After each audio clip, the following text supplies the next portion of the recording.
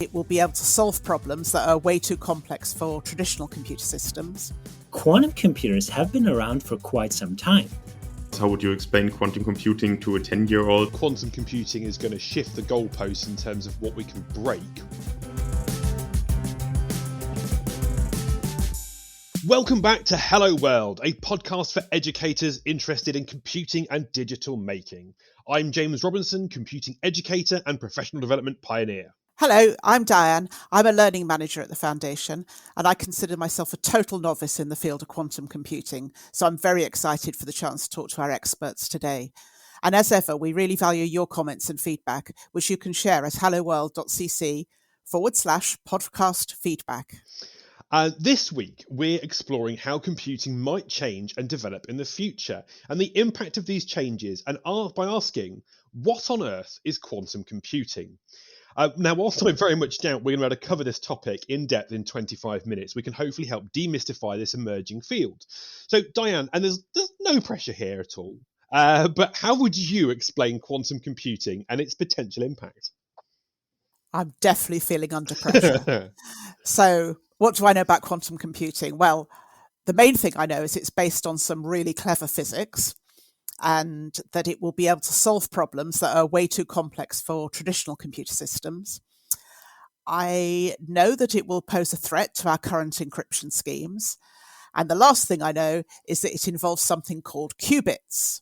Ooh. So, James, have you managed to get your head around qubits? Well, to an extent, and I'm probably going to embarrass myself a little bit in front of our guests here. Now, interestingly, I was thinking about this when I was researching the show. I remember reading probably about 20 years ago. I used to work for an organisation that had like a research journal, and I remember them publishing a thing about quantum computing being the future. And I remember at that point, what I took away from the magazine article was that qubits were a thing, and that whereas regular bits in computing have two states, on and off, qubits had more states. And I, at the time, was like, oh, lots and lots of states. But I think broadly it's kind of 3 states.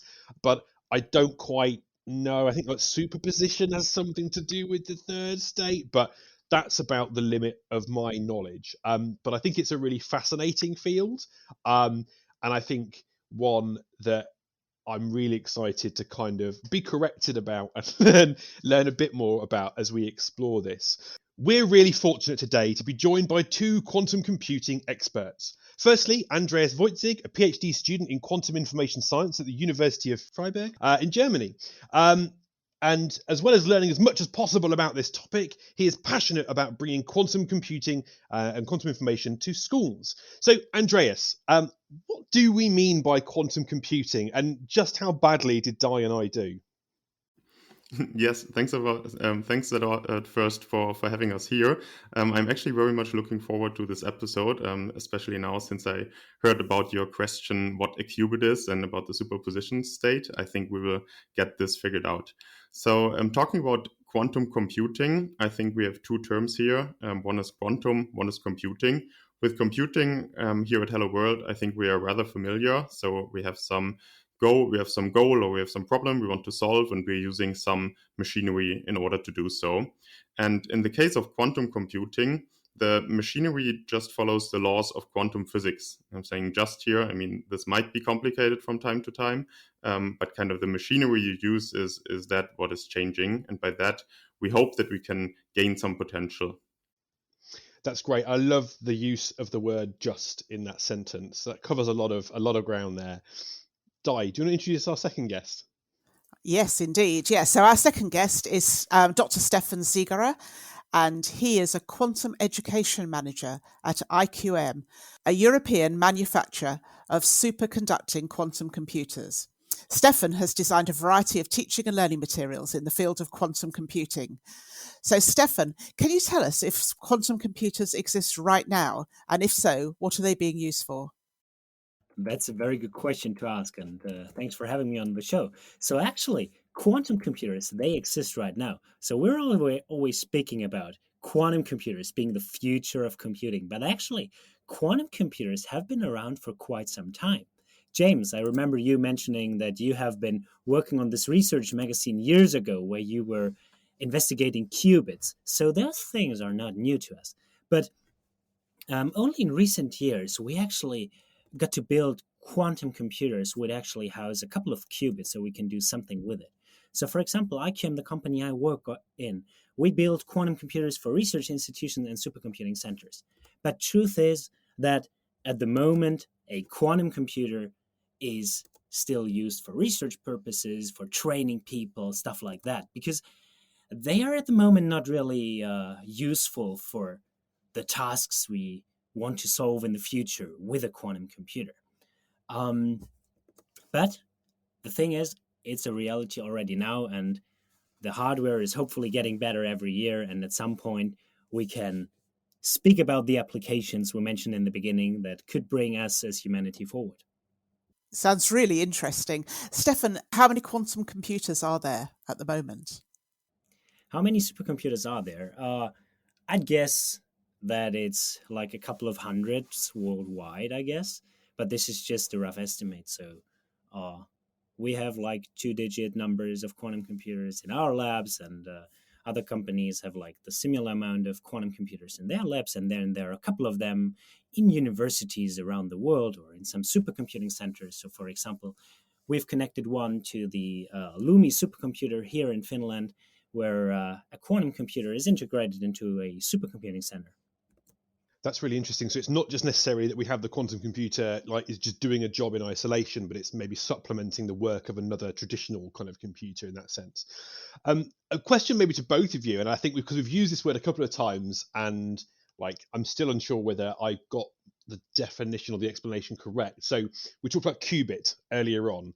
So can either of you help us understand when we're talking about a qubit, what is that? And how does it differ from regular computing? I think we both should be able to, since we published an article on Hello World about that. So you can perhaps have a read. I think it's the 18th episode, and there we explain what a qubit is by using a coin. And I think this analogy is used very often. So when you have a coin, then the classical states might be heads or tail. So you can encode information as 0 or 1 with this. But now people like to use this picture of having the coin spinning and then being in a third state. And you said already that this might be the third superposition state earlier. That is describing a coin that is partially in a 0 state and partially in a 1 state. So it's not yet decided whether it's heads or tail. And this changes when you really kind of measure, or when you look at the coin when it falls down. And this is kind of an analog you can draw. I think with these metaphors, you have to be always a little careful, because the laws of quantum physics are not really like our real world. So we are not really used to it. Our intuition is sometimes very bad for that. So there's not only this one superposition state where you have this spinning coin, but you can also think of other superposition states. So when you use math as the formalism to describe these states, then it all gets a little more advanced. But I think just for getting an intuition, it's really nice to think of this rotating coin. That's really interesting. And Stefan, did you have anything you wanted to add to that explanation? Yeah, so this coin metaphor is quite useful for us to get this understanding, or this feeling that something can be in two states at the same time. That's always what we hear when we speak about quantum computer. A qubit, well, it has the word quantum and the word bit in it. So it's something like a quantum bit. The bit can be either 0 or 1, and the quantum bit can be 0, can be 1, and can be both at the same time. And when we look at it, this measurement, when the coin falls, we have a certain probability of getting either 0 or 1. Well, this kind of sounds cool. We have way more states to use for computation. But in the end, we just end up with those classical states we are already used to. The question is, how can we use that for computation? Because, we have this huge amount of states. With one qubit, we can be 0 and 1 at the same time. With 2 qubits, we can be like in 4 states at one, 0, 0, 0, 1, 1, 0, and 1, 1. With 3 qubits, we can be in 8 states at the same time, which each having a specific probability of being measured as this, and so on. You can kind of draw the line and see the same curve as we had with those COVID infections. So an exponential increase in the amount of states we can be in at the same time. But when we kind of look at the result, we end up in just one of those states. And to really make quantum computing useful, we need very clever algorithms that kind of eliminate the outcomes we don't want and emphasize the outcomes we would like to see. You can think about this like with waves. So if two waves hit each other, there are some positions that get emphasized where the wave gets higher, and some where the waves are lower. So you will see a very specific pattern of two waves meeting each other. And this is kind of the idea how we can think about a quantum algorithm also. So we emphasize or we increase the probability of measuring the outcome we want, the right result, and we decrease the results which are less likely. Of course, speaking just with probabilities doesn't tell the complete truth, as a quantum computer, quantum physics has more than just probability to it. There is a phase and an amplitude attached to each state, but that's a detail we don't want to dive into now. But I think now Andreas has something to add here as well. So over to you, Andreas. Yeah, I think I just want to elaborate a little on this wave picture, because I think it's a very good picture actually, because quantum mechanics is kind of wave mechanics. So here speaks the physicist now in this regard. So I do my PhD in physics. And that's why we should really think about information encoding into waves. When we talk about states being two different other states at the same time, like in our superposition state of the coin, then what we mean is not actually that we are in parallel in these two states, but we are partially in each of those states at the same time. That is a very important difference when it comes to complexity or when it comes to computing machines, because one is the machine where you're really working in parallel. The other one is where you are working in what we call superposition, when you do it on top of each other and you have this interference effect. You said that all of these quantum computers are currently in sort of research settings, sort of in academia or in organizations that are invested in the development of quantum computers. Where do you think we'll see the first actual practical application of quantum computing? What kind of task will we see solved by quantum computers? That's a very good question. First, I want to add that not all people that are currently investigating quantum computing are from the research side. There are also a lot of industry players, companies that investigate how they can apply quantum computing to their field. So they kind of try to become quantum ready to use quantum computers when they are good to be used for practical applications that actually generate business value. And there are different fields where people investigate quantum computing. And it all comes down to those problems that current computer hardware, just reaches fundamental limits.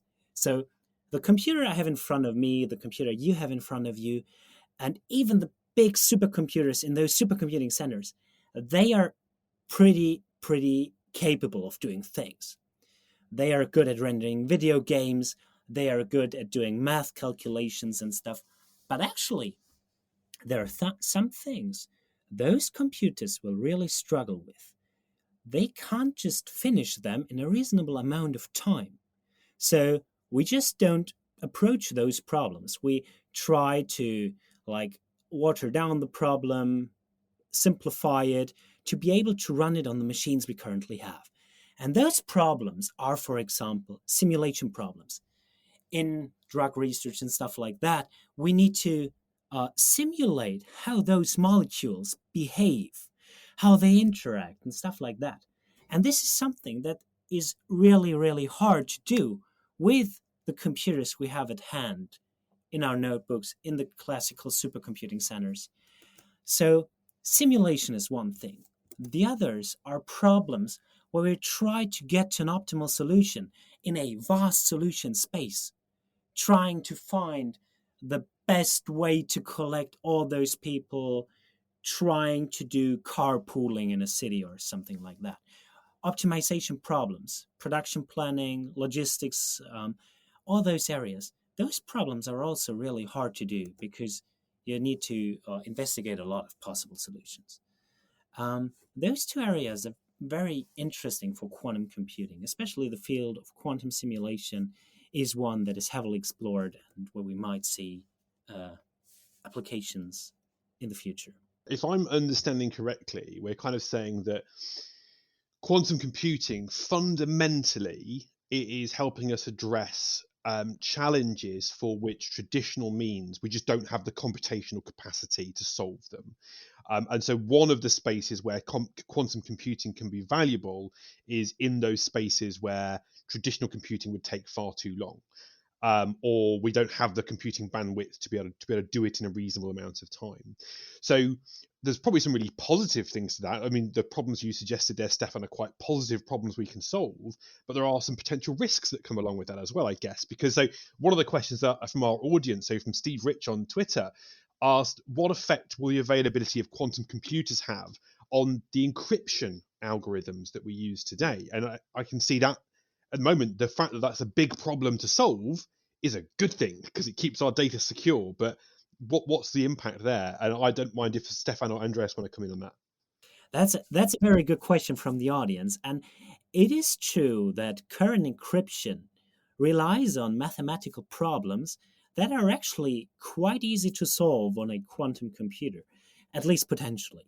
So the quantum computer hardware is not at the stage that we can actually solve those problems. But integer factorization or discrete logarithms or elliptic curve discrete logarithm problems, the ones that are used for those public key cryptography systems that we've in use today, they can actually be solved by a quantum computer way more efficiently than with a classical one, which would mean that we would be able to read a lot of the encrypted conversations we have online. And I mean, all the internet communication is relying on that. But actually, a lot of researchers are also investigating so-called post-quantum cryptography, like quantum-safe cryptographic algorithms that are suitable even when we have capable quantum computers around us. Then probably the only real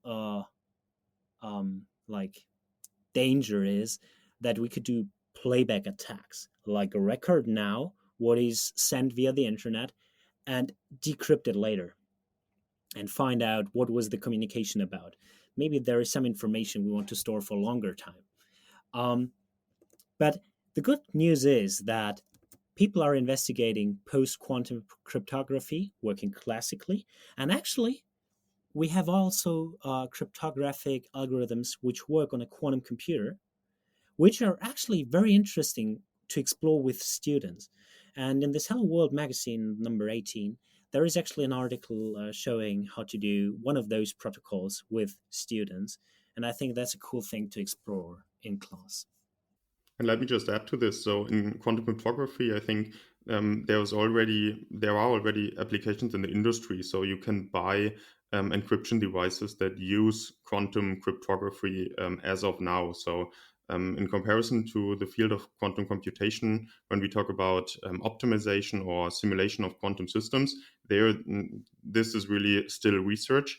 But with quantum cryptography, this has already industry applications.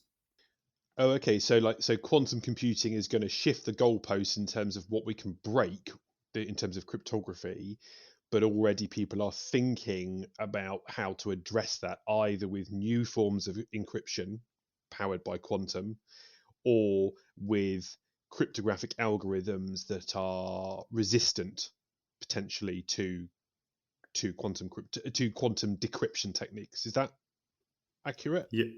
Yeah, and it's a little ironic, isn't it, that quantum computing is kind of a threat, at least in theory, to many of these encryption protocols, and then at the same time, because quantum information is so fragile, we talked about the spinning coin, and that if you look at it, that it kind of alters its state, and this property can be used actually to invent these quantum cryptography protocols. So for key distribution and so on. And this is what you can explore in this Hello World article.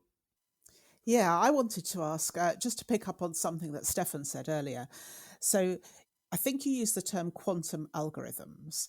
And I just wondered, if we take a sort of classic hard problem, can we use the same algorithm, but actually run it because the computer's more capable? Or do we actually need a different algorithm? And just to extend that a little bit, will we need new programming languages? So as a software developer, will I need to learn, some new tools to actually develop my programs with? That's a very, very good question. And to start with the first part, you can't use the algorithm you would use in a classical machine. So you would need a specific quantum algorithm which is capable of canceling out the bad solutions and like emphasizing the good solutions. So we need a different way to approach the problem. And actually, that's quite interesting. So a quantum computer at the moment is kind of working in the megahertz range. So it's quite slow in that sense, where like classical computer is kind of in the gigahertz range. Even my notebook here is probably a couple of gigahertz. The processor is fast. So we actually need to approach the problem differently. And actually, we can't solve any problem that a classical computer can't solve with a quantum computer. Those NP-hard problems still stay NP-hard even with a quantum computer. So we just need to, we have a couple of problems where we can actually utilize a huge speed up with a quantum computer, which are very interesting for us as humanity. And to come to the second part, if we need new tools or programming languages, most tools we have available now, they rely on programming languages we already know, like Python or Julia, just adding a bunch of APIs to that, a bunch of functions and methods that we can utilize to write code for a quantum computer. And the truth is at the moment also that a lot of those algorithms are actually hybrid. So we utilize power on the quantum computer and we utilize power on a classical machine. So like we have hybrid approaches to computing. And those are ones that are heavily explored right now. And that hybrid approach is quite interesting. I was having a chat with some colleagues who are doing some work on AI and machine learning at the moment, and the fact that, like with machine learning, you invariably, there's a machine learning component which does the bit that it's good at, and then there's a classical computing algorithm bit that does the bit that it's good at, and the two kind of work together to solve a problem that neither methodology or paradigm, whatever you're going to use, could solve independently, kind of thing. So it sounds like there's a similar kind of way of working between quantum and traditional computing. That's really interesting. I mean, we see that trend in general, I guess. So quantum processors can be like accelerators to classical supercomputers. And I guess computing is moving in a way anyway that we as end users kind of have communication devices. Our smartphone doesn't have a huge capacity to calculate the route from London to Manchester. So we just send a server request to somewhere to please get that route calculated. So there is, in general, a trend outsourcing the huge computation power to some remote location where it's shared and have only like a communication device with us. So, what are the important concepts about quantum computing that learners or students will have to grasp? That's a very important question to ask, and we have mentioned a lot of those concepts already. One is the word of superposition, that qubits can be in a superposition of 0 and 1 at the same time, while having a certain probability of being measured as either 0 or 1. Then there is a concept we haven't touched so far, which is called entanglement, which is also used quite heavily in computation, in quantum computation. And entanglement is that the state of multiple entangled qubits cannot be described by specifying an individual state for each of those qubits, which kind of means even if those qubits are far apart, they kind of know what the other is doing. So Einstein was referring to that as spooky action at a distance. You might have heard about that. And that's another important concept that you'll explore while you do quantum computing with your students. Then we have that quantum computers can solve certain, but not all problems more efficiently than a traditional computer. About quantum algorithms, that they use quantum gates to influence the state of those qubits in a way that the probability of measuring a correct solution increases, and like incorrect solution, the probability of measuring them decreases. This was kind of this wave analogy we were speaking about. And finally, this is more related to quantum cryptography, that we can actually use the information in qubits, like quantum information, and the fragility of qubits, which we haven't really spoken about, but those qubits are very sensitive to everything, to environmental noise, to heat, all those things. But we can actually use their fragility to enable tap-proof communication, which is a nice thing because we only know like the one-time pad, which is completely tap-proof. But with quantum computer, we actually have, or with quantum cryptography, we actually have other cryptography protocols which would allow us to do tap-proof communication. And I think that's quite interesting for students to experience. That's a really nice summary, and I think we've touched upon this a couple of times, and we've talked about analogy a few times, and we've mentioned this coin flip analogy. You talked a little bit about kind of waves, and I think anyone that studied, I think like sort of GCSE or A level physics will understand constructive and destructive interference, and that's analogous but maybe not 100% accurate. And I think that kind of leads on to this, like when we're using analogies like this that kind of infer or describe what's going on to a limited extent, there's the potential to introduce some misconceptions, right? So what do we think, and maybe Andreas, you could answer this one, what do we think are some of the common misconceptions that our students might have as we start talking about quantum computing? Yeah, absolutely. So there is always this risk, and as I mentioned earlier, I think this risk is very big when it comes to quantum computing, because we are not used to these phenomena that occur on these scales usually. So I think the number one misconception that I come across is that quantum computers are just super fast computers that can solve everything much faster than actually is done on current hardware. This is simply not true. So we can prove that some tasks, for example, sorting a list, will not be sped up by quantum computers. So this is just the same amount of time as for classical computers. So we don't expect the quantum computers taking over this part from the classical computer, especially since Stefan was mentioning the different rates, the megahertz versus gigahertz with which they work. Then another common misconception is the one of parallel computing, which is kind of related to super fast computing, I would say. So sometimes you read that quantum computers are just doing everything in parallel, and that's why they're doing it so fast.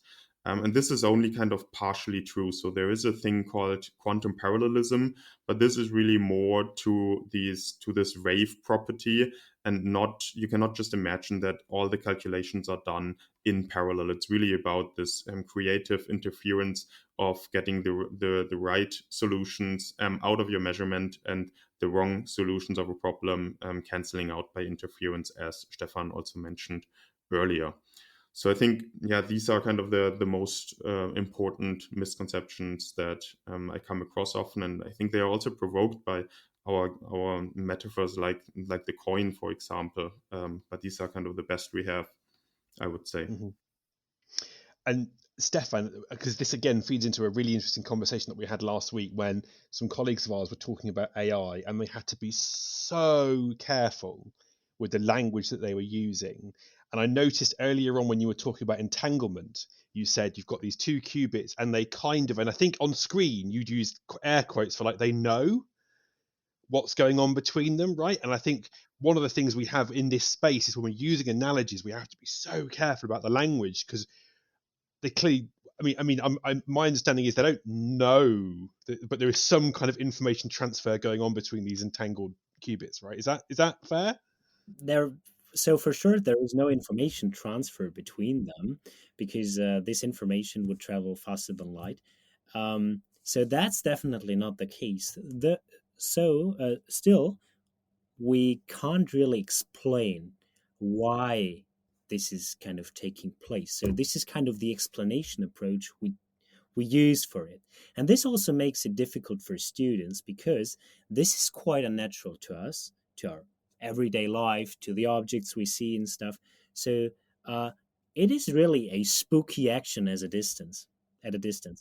Yeah, and I think physicists, so I mean, this is really something big in the field of physics. So there's a whole branch of philosophy about this, and people are thinking of many world interpretations or collapse of a wave function. Or I think maybe you've heard terms like this. So these are still very big and ongoing discussions, and I get very excited thinking about those. But yes, as Stefan mentioned, so at the moment, we really don't see faster than light information or faster than light communication. This is something, so there is some correlation between these qubits or between these states, but it's not that you can use this for signaling, so for sending information from A to B with faster than light. That's really interesting, and that was a misconception that I think I'd picked up from somewhere, that there was this kind of communication. But that's cool. Yeah, but that's a very standard one, so you're definitely not the only one. And I hope that some of the listeners also had this and now see this point differently. Yeah. Thank you for making me feel better about that, Andreas. That's really good. So I guess we talked about this a little bit earlier on, and I think the work that you've both done in terms of you've written a Hello World article, you're coming on our podcast to try and help explain some of the ways that students can engage in quantum computing. What learning resources exist out there? And in fact, this is a question from our audience from Kevin McLear, who asks, what resources are there out there to help explain quantum computing to our students in a way that they will understand? And we've touched upon these a little bit, but maybe we can elaborate. So the good thing is there are a lot of resources out there already, despite the field being not as huge as, for example, AI and stuff. So, of course, I would recommend checking out the 2 Hello World articles about quantum computing. That's the first. Try out the quantum penny flip game with your students. I think that's quite fun. And then you can check out our IQM Academy, which is for everyone and it's free. So this will be available very soon and will give you the chance to explore quantum computing even deeper without going into the finicky programming stuff. But of course, also those different programming languages programming frameworks that we have, Penny Lane or Qiskit, they offer quite good learning resources as well if you want to delve deeper into the programming aspect to it. And I guess there are also a couple of good YouTube videos that we can link in the show notes with a couple of other resources to check out for you guys. Yeah, so one thing I'm a little worried about, many of the resources we have nowadays come from big industry companies. So no offense, Stefan, I'm sure that your material will be great. But at the same time, of course, these companies, they have some interests. And it's a little dangerous if companies, if they create the learning content alone. So I would really recommend also to watch out for critical videos. Go on YouTube. I think there's something like type quantum hype or something in there and check out these videos. I think there you can also learn a lot, of course. No, it's really great. And I think just a quick follow-up, and then I'm going to suggest we have a final question. What age groups have you successfully kind of had dialogue about quantum computing with? Is there kind of a minimum kind of age that you would recommend or suggest? So we together actually had a project with the university I was doing my PhD with, where we developed and conducted a curriculum about quantum computing, and we did it with 10th graders and above that. So 10th graders is like 15, 16 years old, like the minimum age we tried. I mean, of course, you can start lower, but I guess so. You typically start with some understanding about the classical computer, the computers that they are used to, and also about algorithms in general. Doesn't need to be that they are like familiar with writing algorithms in Python or something, just that they know how algorithms function, that there are some limits to what you can do with a computer, and that's kind of some prerequisites that are helpful to really discuss quantum computing. Yeah, I would fully agree here with Stefan. You gave us a question before this interview asking us how would you explain quantum computing to a 10-year-old, and actually this took 2 or 3 evenings for me to get an answer for that. I mean, I have one, but I'm still not satisfied, so I won't read it out. I think actually a little math here really helps. So you can get a very nice understanding as soon as the people know like trigonometry, sine, cosine, or the unit circle. This of course is already a little advanced, but then I would say you can do whatever you can also do on a university level. Then you can get really deep into the topic. When you talk about interference or kind of the most important properties of the theory of quantum computing, I think you can do much earlier on, or also cryptography like this BB84 protocol. I'm sure that you can do this with age group 10 already, 10, 12, 14. That's all doable, I would say. And probability in coin flipping is we could start talking about that at a bit of a younger age potentially, but that's interesting. I think the question probably is not when we can, but when we should. I mean, we can potentially break things down to a level. We could do it in kindergarten, but I guess it's more when the students discover, like for themselves, that this quantum computing really is a thing. And I guess there is some age a group that is actually exposed to those kind of newspaper articles or blog posts about quantum computing, and then they really want to explore that.